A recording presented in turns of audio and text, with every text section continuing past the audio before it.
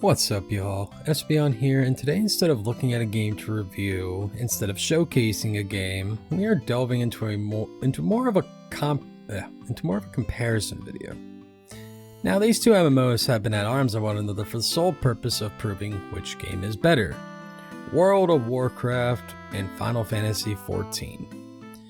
These games and their fans have been battling it out for the title of superior MMO. Meanwhile, I'm sitting here like, both games are great, but they're also in the shithole. Meanwhile, you have games like Old School RuneScape is just like, yes! Keep grinding, you peasant! Anyway, OSRS isn't being mentioned here. We are talking about Final Fantasy XIV and WoW. Now, I've seen many videos. So many videos and so many arguments on Twitter, YouTube comments, and other forums as well. Hell, even in the game chats, these arguments have been going on.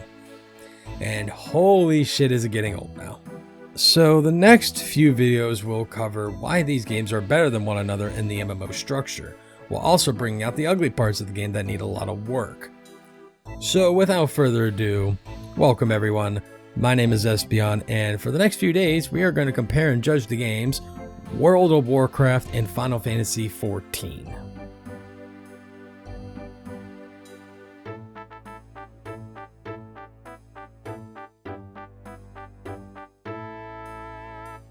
So today, the game of choice that I have decided to look at and review first is the game that I have more experience and time under my belt with, and that is World of Warcraft. WoW has been the MMO king for several years, and let's not beat around the bush. WoW defined the modern MMO. It defined MMOs for the longest of times. EverQuest and Ultima Online walked so WoW could run. And for a long time, it stood the test of time as the de facto MMO. Until Cataclysm came around, then the descent into hell began. In-game shops, content droughts, well, that was relevant in Wrath too, but you know what I mean. WoW tokens, the WoD cuts, story changes, terrible character developments, character suicides, etc. WoW since Cata has had a torrential downfall from grace, and I've experienced this. I've started playing WoW near the tail end of the Burning Crusade, and I have seen the success and eventual downfall of WoW. But today we're going to look at the crucial aspects of an MMO and see if WoW is winning in these aspects or losing in these aspects. So without further ado, let's start the overview of WoW as an MMO.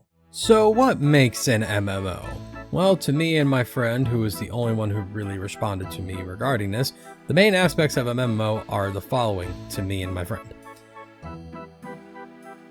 The story, the leveling experience, dungeons and raids, alt friendliness, the class identity, activities or world events, how the world feels, is it alive, is it dead, and then finally the endgame progression. These aspects, in my opinion and in my friend's opinion, are what really define an MMO. So let's see where WoW falls in these categories. So let's begin with the story of WoW.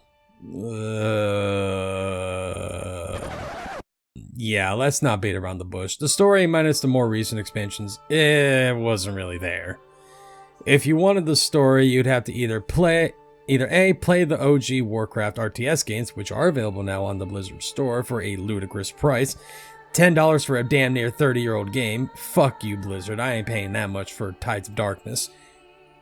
Or B, you would have to play the Wrath of the Lich King story because it ties up the story of Warcraft 3.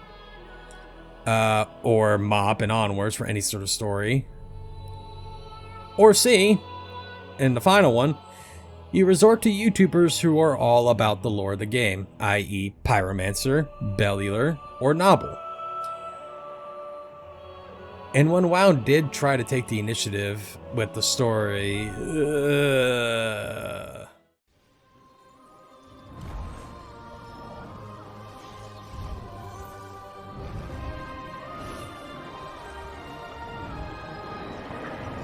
It's about coming together as a family. And so Perhaps as we were always meant to do. all of us. When the Titans granted us power, it divided dragonkind. But in uniting for a cause greater than Yeah, it doesn't go well. Now, while WoW's storytelling isn't the greatest, I have to be honest, it has probably one of the richest lores that I have ever seen in a game. None of it is even, most of it's not even tied to the main story. You have the true plan of the Titans, you have the true origins of the old gods, the troll origins, Sargeras himself, and a personal favorite of mine that I really hope that Blizzard will tie more into the more recent expansions. The true origins of the demons of the Twisting Nether. There's a lot of lore that Blizzard could implement and potentially make good. But with how Dragonflight ended their raid tier story, I'm a little scared of how that would turn out. So is WoW's story good? You have to get deep in the weeds of it, absolutely, but you have to go out of your way to find it. And that means going through books, outside sources, YouTubers, all these sorts of things, if you just want to make the story make sense. But that also means you have to go through the horrible changes that the Shadowlands made in regards to the lore of the game. The way is open, Zobor! We already have what we need! I will forge a new reality where all shall serve. I will never serve.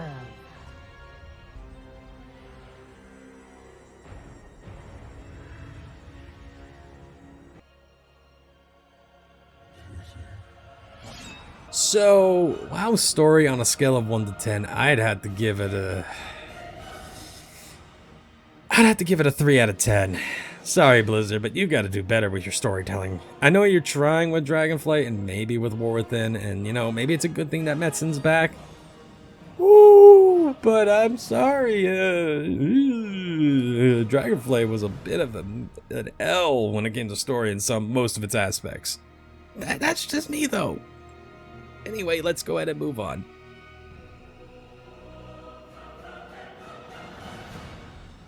Alright! The leveling experience in WoW. This is a strong point for Blizzard because the leveling experience is very fluid in my opinion.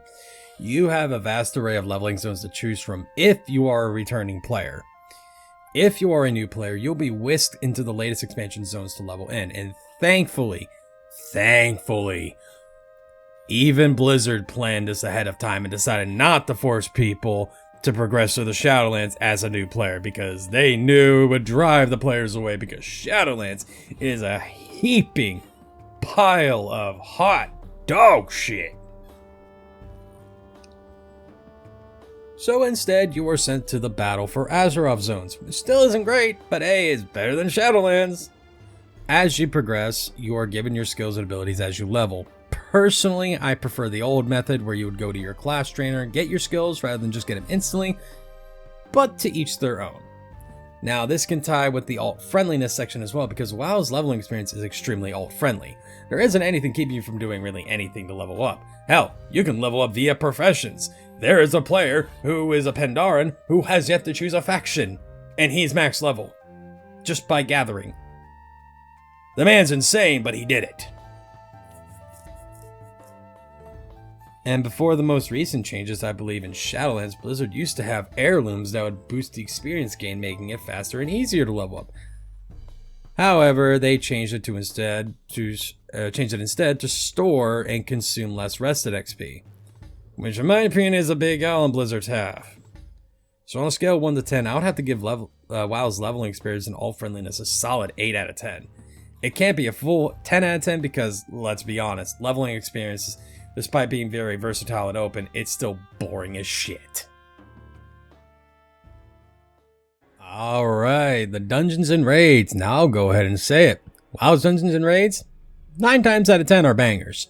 Let's reflect on some of the most recent raids recently that have been bangers, starting from Legion. All of the raids from Legion, whether it be the Emerald Nightmare, the Nightwell, Tomb of Sargeras, and Towards the Burning Throne, all of those were fucking bangers. Minus Trial of Valor, because who the fuck cares about that? But Tomb of Sargeras probably has to be the best Legion raid in my honest opinion. BFA, despite its flaws, had the Eternal Palace. Shadowlands, despite the dumpster fire of an expansion that it was, had Castle Nathria. And some would argue Sanctum of Domination, I guess, because I hear people talking about Painsmith all the time. Granted, I was not playing during Shadowlands. Nope, I didn't touch that shit when it was current. And Dragonflight had, from my personal opinion, the Vault of the Incarnates and a Mirdrasil. And yeah, sure, there were other raids that I haven't mentioned, and some are still dog shit. But these raids have been what players have been wanting. Dungeon-wise, though, they have been keeping up with the same formula that they have been implementing since, I believe, Wrath of the Lich King. 5-man dungeons where the content isn't hard, but it's somewhat fun and can be rewarding. Then Heroics and Mythics were introduced. Well, Heroics well before Mythics, but you know what I mean. And it kicks up the 5-man experience even more, along with Mythic Plus. However, not everything in WoW's dungeons and raids are all sunshine and rainbows. Near the end of Wrath of the Lich King, the Dungeon Finder was added. And while, yeah, it made dungeons more accessible to the regular player, it severely impacted the social aspect of dungeons. You just queue for a dungeon, get a random group of four others, and dive in. No talking, no arguing, nothing. It's just silence throughout the dungeon. And not a lot of people were happy about that, myself included. I love the social aspect. I love being called a fucking idiot, or other gamer words that cannot be mentioned nowadays in dungeons, because at least then you're interacting with people. Later on in Cataclysm, they have added the LFR tab, which did that make things even worse? The LFR tier on paper, it was great. Like, it was a good idea, but in practice, even to this day, is still trash.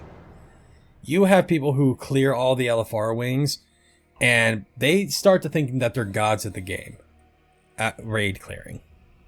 And then here's the thing, like the LFR people, they will clear the entire wing, or all the wings of LFR, and then they'll try to go into normal or heroic groups, lay their dick on the table, and all the other raiders are just gonna point and laugh at you because you're small fry compared to them.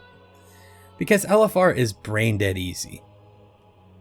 A lot of people on the internet say that LFR should be removed, and I agree. Or at least make it to where it's not brain dead. Make it to where people actually have to communicate and think. Don't make it stand there, attack the boss. Oh, you gotta move because he's dropping something on you. There you go, keep attacking. Like, add more. Make LFR more engaging. But I think removal is personally the best course because, let's be honest, Blizzard. Why do we have LFR, normal, heroic, and mythic? Why? I mean, sure, back in the day, we had shit like 40-man raids, 25 players, 10-man, 25-man, normal 10-man, normal 25-man, heroic 10-man, and 25-man. Yeah, like, yeah, those were around back in the day, but honestly, they were a lot more manageable than the 4 different raid versions we have now. At least back then, we just had normal and heroic. So while I'd love to say that WoW Dungeons and Raids are perfect, are perfect, because they are not. They are not perfect at all. They are far from perfect. They are at best a 6 out of 10. The dungeons, that is. The raids, I would argue, are a nice little 8, a nice 8 out of 10. But I don't know, man. I mean, it's good, don't get me wrong, but there's a lot of work that needs to be done in order for it to be perfect. So with that, let's go ahead and move on to the next category, shall we?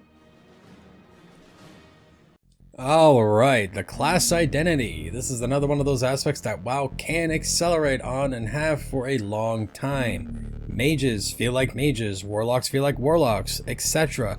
And from my experience playing these classes, it's still there even to this day. Yeah, the identity has been diminished heavily with the removal of class quests. Go to your class trainer to get your abilities and whatnot, and the ability to mix and match your talents. The identity is still there, and it was there heavily back in Legion when we had our order halls, our artifact weapons that matched our spec and class. And this was a big one, the class mounts returning. Again, it did get diminished heavily because of all those being past expansion mechanics and old world quests and experiences. The feeling of a mage is still there. You pick Frost Mage and guess what? You'll get a Frost Mage. Now you might be wondering why I'm bringing up the notion of a mage feels like a mage. Don't worry. That will become prevalent in the next video, I assure you. But class identity in WoW, I'd give that a nice 9 out of 10. Solely because you still feel like you are playing the class you want to play. Not just a reskin of a default caster. And no, I'm not throwing shade at all. Don't be fucking silly. Shut up.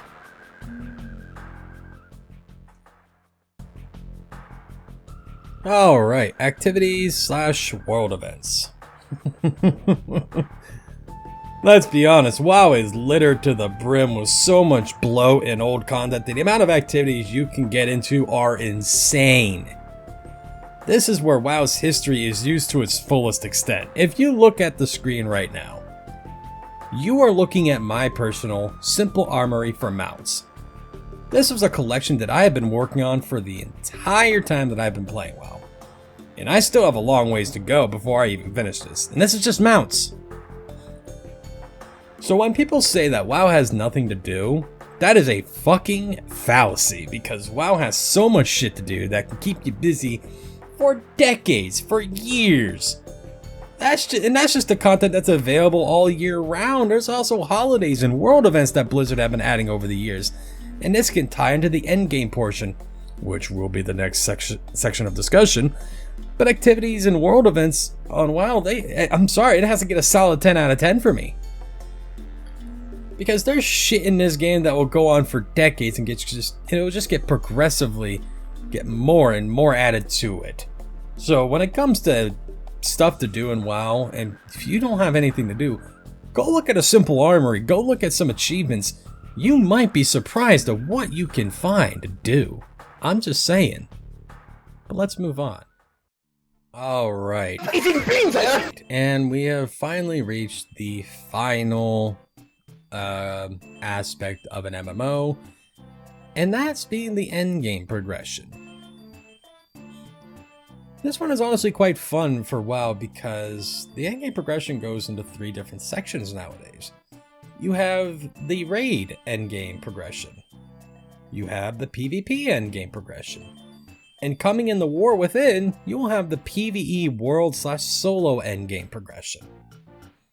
So Blizzard decided to let you go the endgame route in 3 different directions. You can go raiding and go from, say, LFR to normal to heroic to mythic. Or hell, you can go to mythic plus dungeons to normal and then heroic, like my one friend CJC143 did. Which, if you want more insight about the raid community, which will be a discussion that will be brought up in the 3rd and final video when we are done comparing both games, I will leave a video in the description for y'all to watch. It's his journey getting the new Transmog legendary because the stats are trash for it. The new legendary axe Fearlath, the Dream Render. But WoW decided to pursue a different approach to endgame with the Great Vault. And it made an endgame that is accessible to all players now.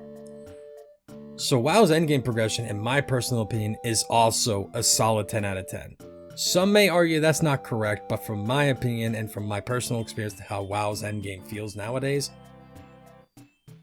the endgame progression is actually really nice. Oh, and another thing that I wanted to mention is progressions real quick in WoW. Professions have been a big staple in WoW ever since vanilla. Yeah, it was less around the WoD BFA era if I recall, but it was still there. But in Dragonflight, they tried to bring professions back with the crafting order mechanic. But,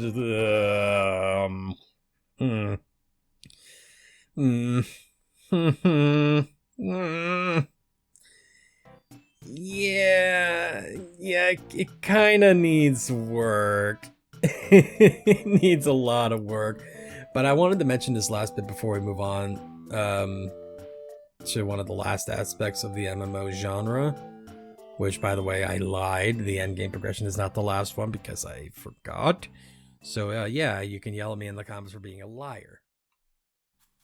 Okay, now the real final aspect of an MMO that we are looking at for WoW today is the world feeling, or how lively is the world. Now, WoW is a big game, like a huge game. Like we're talking multiple continents of zones. However, that isn't the excuse we are going to use. The World of Warcraft is vast and large, yes, but it's most of the time it's fucking dead. Because all of its player base is in the dungeon amusement park, moving on to the endgame circus that is the raid, the PvP team, whatever. That's one of the biggest downsides about this game, that despite the player base, you'll barely see a goddamn soul in the world unless you are at endgame or farming a world boss mound. Other than that, you're not going to see anyone. You may see people in the main cities, but guess what? They're just going to be dicking around in the trade chat and not really doing anything productive. So for me, WoW's world, hate to do it, but it gets a measly 2 out of 10. Because while the end game feels like it's thriving, the early game and mid game and just the world as a whole, it feels lonely and it feels empty. Thank you so much for watching. I was originally going to make this one big video, but I wanted to make something that was more digestible and to give these games their own video and their own time in the spotlight, despite me shitting on them.